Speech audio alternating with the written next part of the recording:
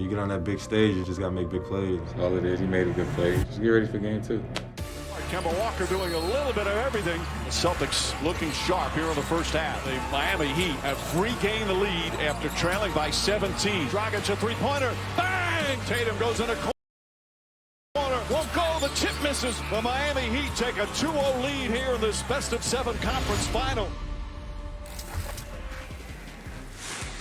Well, things definitely got heated last night. Miami going up 2-0 over the Celtics, 106-101 after Boston blew a second half lead, getting outscored by 20 in the third. And then there was after the game, tensions really spilled over. ESPN's Malika Andrews reported that Marcus Smart was yelling at his teammates in the locker room before storming out, swearing, and then she heard sounds of things being thrown around and other players shouting as well. So things really seem to be reaching a new level of tense within the Celtics organization. Kendrick Perkins here with us now, former Celtic champion.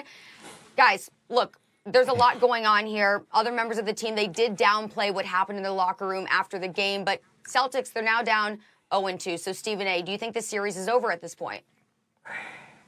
I do believe it's over because I picked the Miami Heat to win in 7, and I don't see Boston winning 4 of the next 5 games. I just don't view it that way. So as a result, I do believe this series is over. I don't know how many games it'll end in. Maybe it'll end in 6. Maybe it'll end in 5 for all we know, or go 7. But I don't see the Miami Heat losing 4 of the next 5 games. I just don't see that. That's number one. Number two, to put on my reporting hat, let me just tell y'all what I heard. In the aftermath of the game, Marcus Smart got into it. He was going off on the team, and Jaylen Brown stepped up and told him to calm down. We all a team. Let's come together, et cetera, et cetera. And they ultimately got into it. It was really about Marcus Smart and Jaylen Brown to some degree getting into a heated discussion. Jaylen Brown more so trying to calm him down, and Marcus Smart going the hell off.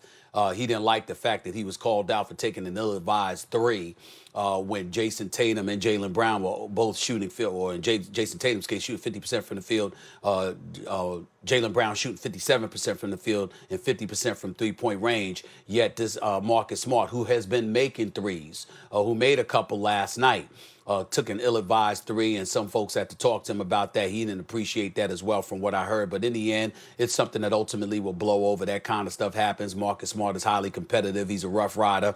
I think he's been playing exceptionally well. And as far as I'm concerned, before last night was the MVP of the Boston Celtics in these playoffs, considering the level of consistency, the way he plays defense, and more importantly, him hitting three-point shots with regularity in a way that he never has throughout his career. So I give him a lot of credit, and I think that, obviously they'll come together because they got a lot of respect and love for one another. But that's what happened last night. In the end, the Heat, they've got their own Rough Riders. And somebody, we keep talking about Jimmy Butler, which we should. We keep talking about Bam Adebayo, who had 21 and 10 last night, which we should. Duncan Robinson is just a specialist. There are people in the NBA that are specialists. He is one of them in terms of his shooting ability. This brother pulls up from the parking lot. He hit 6 threes last night, 6 of his 12 threes. All 18 of his points came on three-pointers. That's what he's there for. He pulls up, and this brother he's a marksman, okay?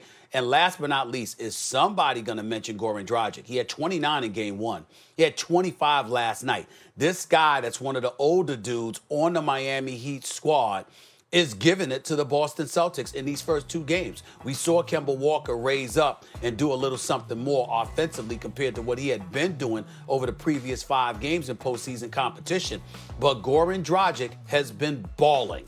He has been giving it to them. And unless somebody figures out a way to stop him, Miami, who overcame a 14-point deficit to win game 1, a 17-point deficit to win game 2. Listen, I don't know how you're going to beat them if this dude keeps giving it to them the way he's been giving it to them. That's why I think this series is over. I agree with what you pointed out about the Heat. Duncan Robinson, not all three-point shooters are created equal. This dude is not just a three-point specialist. He's a next-level three-point specialist. That's a big thing for the Heat team to have. I want to address, I don't think the series is over. At this point, I'm taking the Heat because I started out thinking Boston would win. Like, this is a toss-up series.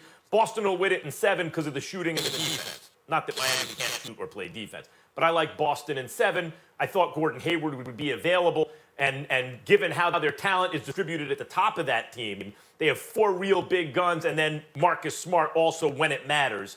You take one of those pieces off, since none of the others are exactly MVP caliber, unless Tatum continues to develop into that throughout these playoffs, which is possible. But none of the other guys are someone you look at and say, that's an MVP, including Kemba Walker or Jaylen Brown, who are really good. You need to be at full strength. They weren't with Gordon Hayward for games 1 or 2. That said, they lost those 2 games. And they could maybe stolen either one of those games, right? At least made it 1-1. Down 0-2 now, I like Miami. But that's not the same thing as saying the series is over.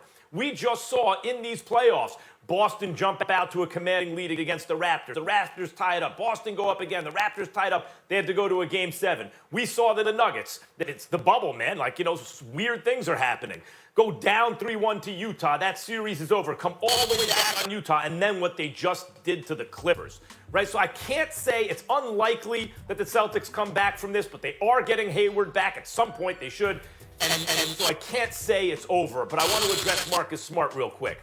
I cut guys like Marcus Smart a lot of slack when they get upset, even when sometimes they're not totally in the right. Because Marcus Smart is talented, but there are more talented guys than him. But his level of competitiveness, when it really matters, makes him exactly the guy you want on your team. Much like Jimmy Butler. Jimmy Butler's a talented player, but there are dudes more talented than Jimmy Butler. But his level of competitiveness, like a lot of players think they want it. Then you run into a dude like Jimmy Butler and you realize, oh, that's what really, he needs it. It's a little different. Marcus Smart is like that, so I don't see him blowing up, even going at it with Jaylen Brown. I feel like, oh, the team's imploding. It may just make them better.